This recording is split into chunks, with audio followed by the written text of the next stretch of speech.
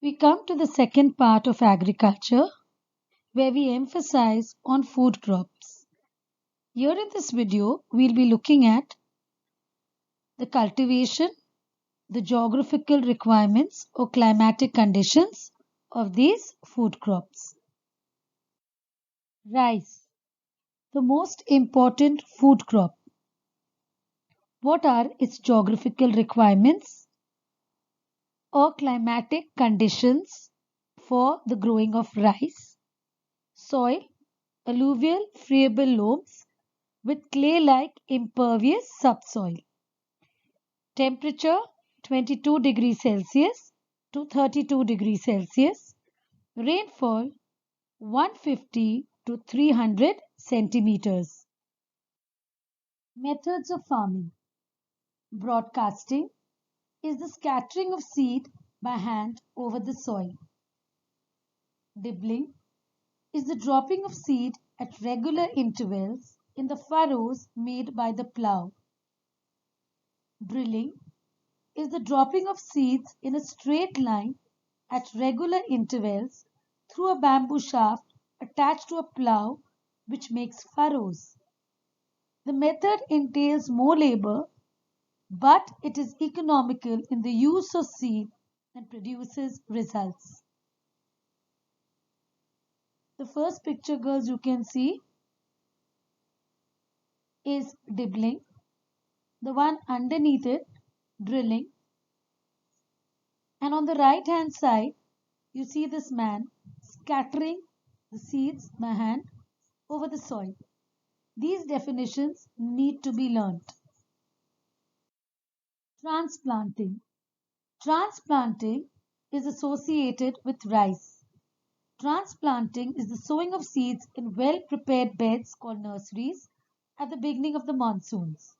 When the plant is 15 to 20 centimeters tall, they are carefully uprooted in bunches and replanted in parallel rows in regular intervals in well-prepared flooded fields. Transplanting, though a laborious task, increases yield by 45% and uses water economically. The Japanese method of cultivation is very similar to transplantation. The only difference being that it uses high yield variety seeds. The Japanese method is by far the best and is increasing in popularity as it yields 3 times the normal quantity. Use of high yield variety seeds. The Japanese have introduced high yielding Japonica paddy hybrids. Some of these fast maturing species can be harvested in 95 days. The sowing of seeds in raised nursery beds. Transplanting of seedlings in equidistant rows to facilitate fertilizing and weeding, which are done in regular intervals.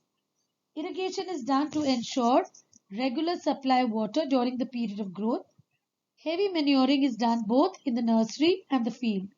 Green manure is mixed with ammonium sulfate and superphosphate chemical fertilizers. Rice can be grown as upland rice and lowland rice. So let us take a look at the difference between upland rice and lowland rice. Upland rice is grown on hills, lowland rice is grown on plains. So, upland rice grown on terrace fields or in mountain regions at high elevations depends totally on rainfall as irrigation is not possible, grown for local consumption. Sown in the months of March or April, harvested in September, October. Lowland rice cultivated in flat low-lying areas or plains requires a lot of irrigation during sowing and growing periods. Most of the rice grown in India is of lowland variety, sown in the month of June, harvested in October, November. Harvesting of rice. Harvesting of rice is done by hand using a sickle. The cut crop is allowed to dry in the fields for 3 to 5 days. The crop is either threshed by hands, with the sheaves of the rice is beaten against bars around rounded wooden tubs, and then the grain is dusted and the chaff is removed, or threshing is done by bullocks trampling on them to separate the grain from the chaff. Processing of rice. Processing, there are two methods of processing. Hand pounding in a wooden mortar using a pestle. The nutrients, that is, the vitamins and minerals, are retained in this method.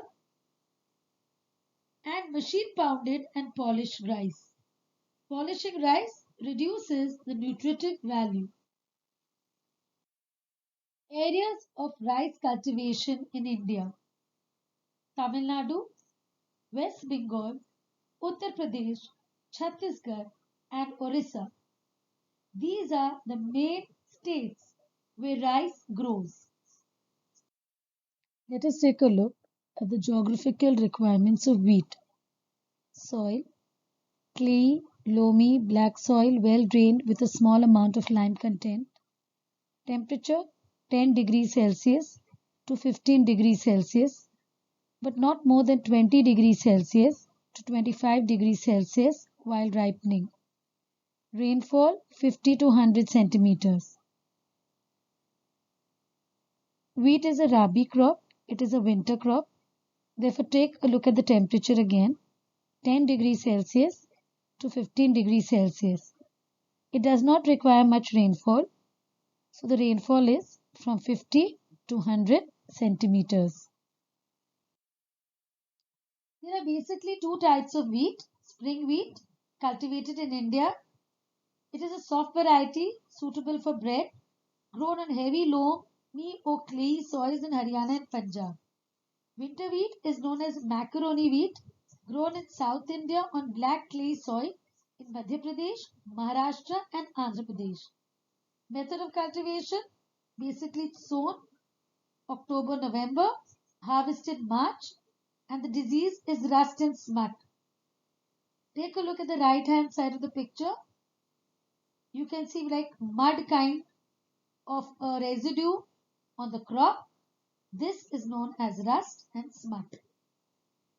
This particular sheaf of wheat has the disease rust and smut. Areas of cultivation of wheat in India: Punjab, Haryana, Uttar Pradesh and Madhya Pradesh are known for extensive wheat cultivation. Pulses. Pulses play a very important part in every Indian's diet. Let us take a look at the geographical requirements. Soil: dry light soil. Temperature: 20 degrees Celsius to 25 degrees Celsius. Rainfall: 50 to 75 centimeters of rainfall. What are the types of pulses? Peas, beans, lentils are our various dals: urad dal, moong dal, masoor dal, tur dal. The areas of cultivation of pulses: mainly Haryana, Punjab, Uttar Pradesh, Bihar and Maharashtra. I repeat: Haryana, Punjab, Uttar Pradesh, Bihar and Maharashtra. Why are pulses important in India? Pulses are important as they are essential in a vegetarian's diet because they are rich in protein. So pulses are rich in protein. They are essential in crop rotation as they are leguminous and provide nitrogen to the soil. Legumes provide nitrogen to the soil to restore soil fertility. So I repeat, why are pulses important? Essential in a vegetarian's diet because they are rich in protein, essential in crop rotation as they are leguminous and provide nitrogen to the soil to restore soil fertility. Thank you for watching Food Crops. This is an Angelina DCOSTA presentation. Please don't forget to subscribe and to give a like. This is the end of part 2 of agriculture. Please watch the third part where we deal with cash crops and beverages.